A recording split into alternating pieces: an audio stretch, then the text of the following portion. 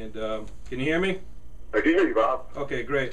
One thing a lot of people don't know is that you used to be a pilot, and I guess you got your pilot's license when you were pretty young.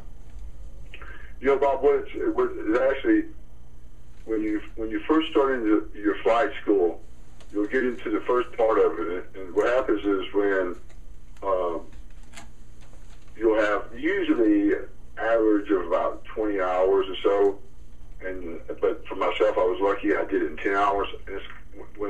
And they'll always tell you that moment you won't know when it will come. You'll think this won't be the day. And what it's called is you solo, and that's when you fly for the first time for yourself. It's called your student's pilot's license.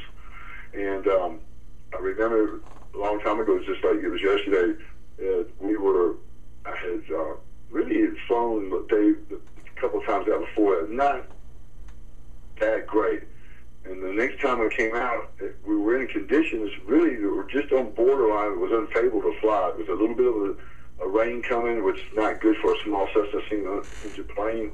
And I had a little bit of a crosswind. A 20-mile-an-hour crosswind is almost over the limit what a plane like that would take. We were right on the verge of it.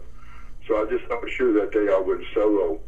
And my pilot instructor, Jerry Stevens, I remember I land, and he says, pull over to the side, and what they do is they get right out there on the landing strip and they watch you. So I let him out, and I took off. And I remember the last call letters of the airplane was 6-8 Foxtrot. And what it was, I was so nervous, just like I couldn't get it out. But I'll never forget it, Bob, for the first time, and I was a teenager. I flew one Cessna 72 for the first time by myself, and then to me that was probably the greatest accomplishment of my whole life. Wow, yeah, that's incredible. I tell you, I don't know if I'd have the guts to do it. It's just the heights gets to me a little. Well, the thing is, Bob, is things like that, and I'm not trying to sound like make this look or sound cocky or anything, but it is. Not very many people could do it, Bob, and so when I did it, and I was up there, you'll know that people can do this because it's really hard because there's 19 things at one time to take off and land an airplane. And what it does, when you're up there by yourself in an airplane, 2,000 feet looking down, at that moment you are above everyone because you're doing something that everybody wants to try. And of course, my father was a pilot, and it just I always myself, Bob, wanted to be an acrobatic airline or do stunt flying and stuff like that. Wow, wow. Now, did you ever work doing anything with your pilot's license? No, Bob, I was only a teenager when I soloed.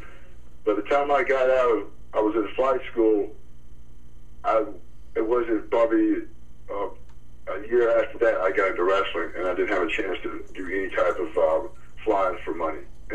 But I never had a chance to even fly again on my own because after 1 year of not flying or being what's called checked out, Bob, even if you're a pilot of a Boeing 747, if you have never been, say, every airline aircraft that you get in, Bob, you have to have been checked out and okayed by the Federal Aviation.